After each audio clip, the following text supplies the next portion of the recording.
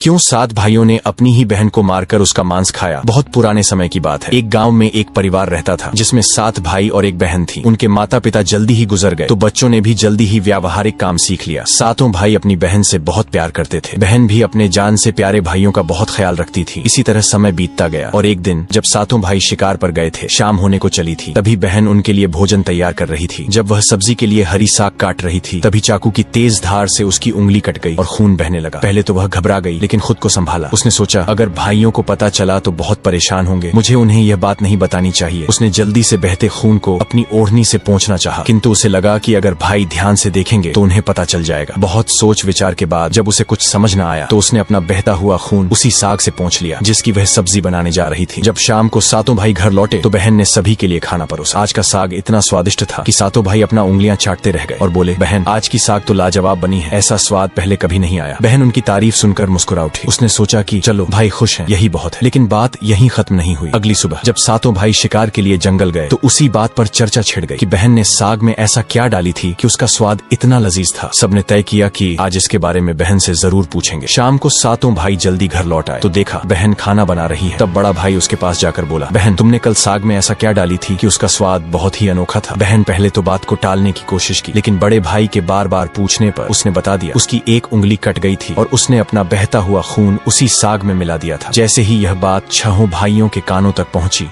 तो मानो उनके चेहरे के भाव ही बदल गए। शाम को जब 7 भाई एक साथ बैठे थे तो बड़ा भाई बाकी भाइयों से कहने लगा, सोचो जब बहन के खून की चंद बूंदें इतनी स्वादिष्ट हैं तो उसका मांस कितना स्वादिष्ट होगा। बाकी भाई भी इस क्रूर विचार पर सहमति जताते हुए बोला, हाँ अवश्य ही, बहन का मांस बहुत ही स्वादिष्ट होगा। अब 6 भाइयों को बहन का मांस खाने की लालसा जाग उठी, परंतु सबसे छोटे भाई को यह सुनकर गहरी बेचैनी हुई। उसने सोचा, कैसे हो सकता है कि कोई अपनों के साथ इतना भयानक विचार करे। तभी बड़ा भाई बोला, कल ही हम लोग बहन को शादी का झांसा देकर जंगल ले जाएंगे और तीर मारकर उसको मार डालेंगे, फिर उसका स्वादिष्ट मांस खाएंगे। सभी भाइयों ने हामी भरते हुए बड़े भाई की बात मान ली, लेकिन छोटा भाई अपने भाइयों की बातें सुनकर बहुत परेशान होने लगा। वह अपनी प्यारी बहन को बचाने के लिए बेचैन सा हो गया। वह खुलकर इसका विरोध नहीं कर सकता था क्योंकि 6 भाई एक तरफ थे। अगले दिन बड़े भाई ने बहन को बड़े प्रेम से बुलाया, प्यारी बहन तुम अब शादी के लायक हो गई हो। हमने तुम्हारे लिए एक बहुत ही सुंदर और योग्य वर खोज लिया है। आज हम तुम्हें उसका घर दिखाने ले चलेंगे, तुम तैयार हो जाओ। बहन यह सुनकर बहुत खुश हुई। आखिरकार वह भी अपना घर परिवार बसाने का सपना देख रही थी। वह उत्साह से तैयार हुई और अपने भाइयों के साथ चल पड़ी। रास्ते भर बहन खुश थी, लेकिन इतनी दूर तक चलने के कारण बहन पूरी तरह से थक चुकी थी। तब उसने बड़े भाई से पूछा, भैया मेरा ससुराल अब कितना दूर है। बड़ा भाई मुस्कुराया और सामने की तरफ इशारा करते हुए बोला, देखो वह रहा तुम्हारा ससुराल, वहाँ तुम रानी की तरह राज करोगी। बहन यह सुनकर बहुत खुश हुई और उत्साह से आगे की ओर बढ़ने लगी। लेकिन जैसे वह थोड़ा आगे बढ़ी ही थी कि अचानक उसके सभी भाइयों ने उसे पकड़ लिया। बहन कुछ समझ पाती उससे पहले ही भाइयों ने उसे पेड़ से बांध दिया। भैया ये क्या कर रहे हो, उसने घबरा कर पूछा, पर उसके भाइयों के चेहरे पर अब किसी प्रकार की दया या प्रेम नहीं था। बड़े भाई ने आदेश दिया, इसे कसकर बांध दो। अपने सभी भाइयों को हत्यारे के रूप में देखकर बहन का हृदय दहल उठा। वह फूट फूट कर रोने लगी और भगवान को याद करते हुए कहने लगी, हे भगवान, मेरे अपने ही भाई मेरी हत्या करना चाहते हैं, क्या इनमें से कोई भी मेरे लिए दया या प्रेम नहीं रखता। उसकी बातें सुनकर छोटे भाई की आंखें भर आईं। उसका हृदय कांप उठा, लेकिन 6 भाइयों के खिलाफ जाने की हिम्मत उसमें नहीं था। बहन को बांधने के बाद बड़े भाई ने सबको बारी बारी से उस पर बाण से प्रहार करने का आदेश दिया। बड़ा भाई अपनी बहन पर पहला तीर चलाने ही वाला था, तभी बहन भाई के सामने करुण स्वर में गाना शुरू कर दी, मारो मारो भैया, छाती में लक्ष्य करके भैया, छाती में लक्ष्य करके, तुम्हारा तीर जंगल को जाएगा भैया। बड़े भाई ने कठोरता से तीर चलाया,